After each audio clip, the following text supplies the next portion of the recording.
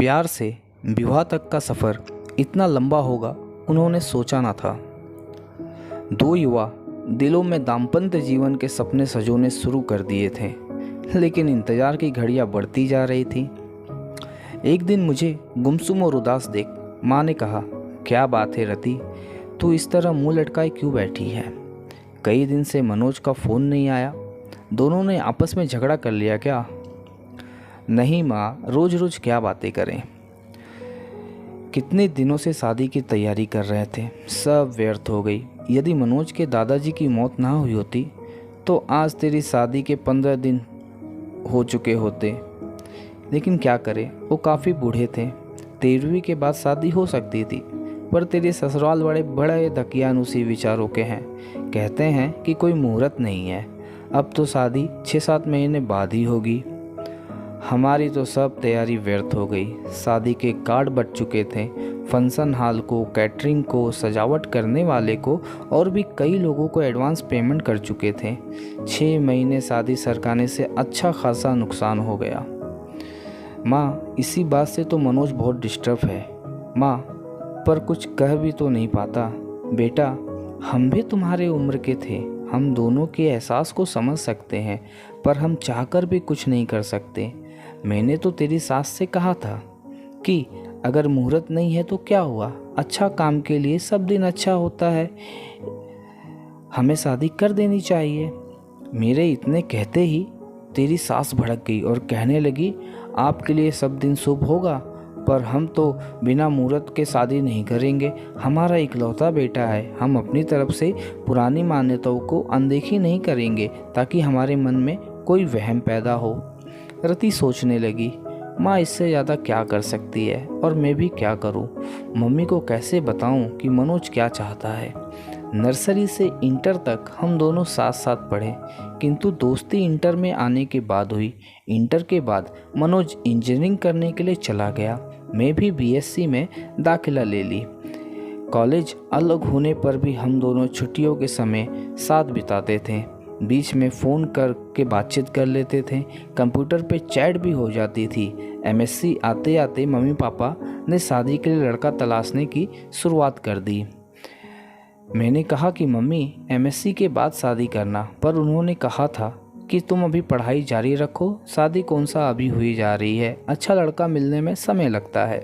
शादी की चर्चा शुरू हुई तो मेरे मन में मनोज की छवि आने लगी।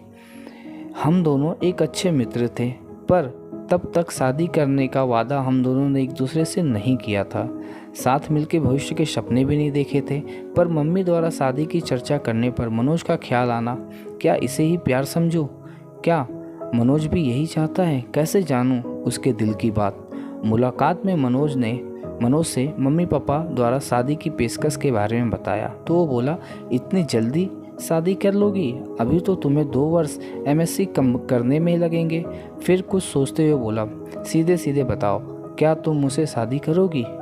पर अभी मुझे सेटल होने में कम से कम 2 से 3 वर्ष लगेंगे।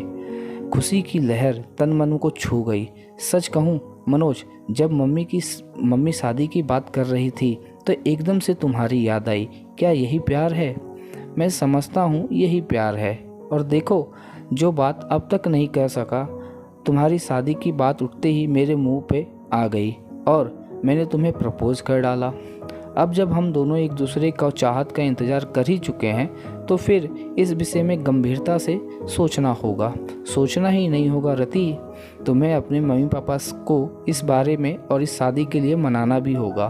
क्या तुम्हारे घर वाले मान जाएंगे? देखो, अभी तो मैं इंजीनियरिंग का अंतिम साल है, मेरी केट की कोचिंग भी चल रही है, उसकी भी परीक्षा देनी है। वैसे हो सकता है कि इसी साल अच्छी कंपनी में प्लेसमेंट मिल जाए, क्योंकि कॉलेज में बहुत सी कंपनियां आती हैं और जॉब ऑफ़र करती हैं। अच्छा ऑफ़र मिला तो मैं स्वीकार कर लूँगा और जैसे ही शादी की चर्चा शुरू होगी तुम्हारे बारे में बता दूँगा। प्यार का अंकुर तो हमारे बीच पनप ही चुका था और हमारा यह प्यार अब जीवन साथी बनने के सपने भी देखने लगा था। अब इसका जिक्र अपने अपने घर पे करना ज़रूरी हो गया था। मैंने मम्मी को मनोज के बारे में बताया तो वो बोली, वह अपनी जाति का नहीं है। कैसे हो सकता है? तेरे पापा तो बिल्कुल नहीं मानेंगे। क्या मनोज के माता पिता तैयार हैं? अभी तो इस बारे में उसने घर पे कुछ नहीं जानते। फाइनल परीक्षा होने तक मनोज ने किसी अच्छी कंपनी में जॉब का ऑफ़र मिल जाएगा और रिजल्ट आने के बाद वो कंपनी ज्वाइन कर लेगा। उसके बाद वो अपनी मम्मी पापा से बातें कर लेगा। क्या ज़रूरी है कि वो मान ही जाएंगे? मम्मी, मुझे पहले आपका इजाज़त चाहिए। यह फ़ैसला मैं अकेले नहीं ले सकती। तुम्हारे पापा से बात करनी होगी। उनसे बात करने के लिए मुझे हिम्मत जुटानी होगी। यदि पापा तैयार नहीं हुए तो तुम क्या करोगे? करना क्या है मम्मी, शादी होगी तो आप लोगों के आशीर्वाद से, वरना नहीं होगी। इधर मेरे एमएससी फाइनल शुरू हो गया, उधर इंजीनियरिंग पूरा होते ही मनोज को एक बड़ी कंपनी में अच्छा स्टार्ट मिल गया। यह भी तकरीबन तय था कि भविष्य में कंपनी उसे यूएस भी भेज सकती है। मनोज के घर में भी शादी की चर्चा शुरू हो गई। मैंने मम्मी को जैसे तैसे मना लिया और मम्मी ने पापा को, किंतु मनोज की मम्मी इस विवाह के लिए बिल्कुल नहीं तैयार थी। इस फैसले से मनोज के घर में तूफान खड़ा हुआ। उसके घर में पापा से ज़्यादा उसकी मम्मी की चलती थी। ऐसा एक बार मनोज ने बताया था। मनोज ने अपने घर में ऐलान कर दिया कि अगर शादी करूँगा तो रति से, वरना किसी से नहीं। आखिर मनोज के बहनोई ने अपनी तरह से मम्मी को समझाया। मम्मी, आपकी यह जिद मनोज को आपसे दूर कर देगी। आजकल के बच्चों की मानसिक स्थिति का कुछ पता नहीं चलता, वह कब क्या कर बैठे। आज के ही अखबार में समाचार था कि माता पिता की स्वीकृति ना मिलने से प्रेमी प्रेमिका ने आत्महत्या कर ली। वह दोनों बालिग है। मनोज अच्छा कमा रहा है। वह चाहता तो अदालत में शादी कर सकता था, पर उसने ऐसा नहीं किया और आपकी स्वीकृति का इंतज़ार कर रहा है। अब फैसला आपको करना है। मनोज के पिता ने कहा, बेटा, मुझे तो मनोज के इस शादी से एक ऐतराज़ नहीं है। लड़की पढ़ी लिखी है, सुंदर है, अच्छे परिवार की है और सबसे बड़ी बात कि मनोज को पसंद करती है।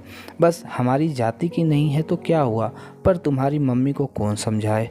जब सब तैयार हैं तो मैं ही उसकी दुश्मन क्यों बनूं? मैं ही बुरी क्यों बनूं? मैं भी तैयार हूं। मम्मी का इरादा फिर बदले इससे पहले ही मंगनी की रस्म पूरी कर दी गई। तय हुआ था कि एमएससी पूरी होते ही शादी हो जाएगी। मंगनी हुए 1 साल हो चुका था। शादी की तारीख भी तय हो चुकी थी। मनोज के बाबा की मौत ना हुई होती तो हम दोनों अब तक हनीमून मनाकर कुल्लू मनाली या शिमला से लौट चुके होते और 3 महीने बाद मनोज के साथ अमेरिका चली जाती। पर अब 6 से 7 महीने कोई मुहूर्त ही नहीं है। अंत शादी अब तभी होगी, ऐसा मनोज की मम्मी ने कहा। पर मनोज शादी के टालने से खुश नहीं है।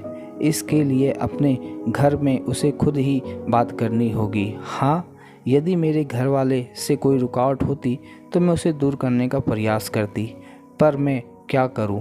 मना की तो उसके कुछ जज्बात हैं। 4-5 वर्षों से हम दोनों दोस्त की तरह रह रहे हैं, प्रेमी प्रेमिकाओं की तरह साथ मिलकर भविष्य के सपने भी बुनते रहे, किंतु मनोज को कभी इस तरह कमज़ोर होता नहीं देखा। यदि उसका बस चलता तो मंगनी के दूसरे दिन ही वह शादी कर लेता, पर मेरे फाइनल साल था, इसीलिए वह मन मनोज कर रह गया। मैरिज हो जाने का इंतज़ार कर रहा था। आगे मम्मी को मनाने की जिम्मेदारी उसकी बहन ने ले ली। इससे भी बात नहीं हुई तो फिर मैं कमान संभाल लूँगा, ऐसा मनोज ने कहा। हाँ भैया, मैं मम्मी को समझाने की पूरी कोशिश करूँगी। हाँ, तू कोशिश कर ले, ना माने तो मेरा नाम लेकर कह देना आप अब शादी करो या ना करो, भैया भाभी को लेकर ही जाएंगे। वाह भैया, तुम तो सचमुच बड़े हो गए हो। आफ्टर ऑल अब मैं भी एक पत्नी का पति हो गया हूँ। ओके भैया, अब हम लोग चलते हैं। आप लोगों का क्या प्रोग्राम है? कुछ देर घूम कर पहले रति को उसके घर छोड़ूंगा, फिर अपने घर आऊँगा। मेरे गले में बाहें डालते हुए मनोज ने शरारत से देखा। हाँ रति, अब क्या कहती हो? तुम्हारे संस्कार, मुझे पति मानने को तैयार हो या नहीं? आंखें नचाती हुई चखी और कुछ नोटी अंदाज में कहा कि तुम 90% पति तो बन चुके हो, यानी 10% अभी बाकी है, कमी रह गई है, अभी और इंतज़ार करना होगा। तो रति कहती है, हाँ बस शादी तक इंतज़ार करना है, वो 10% भी कंप्लीट हो जाएगा।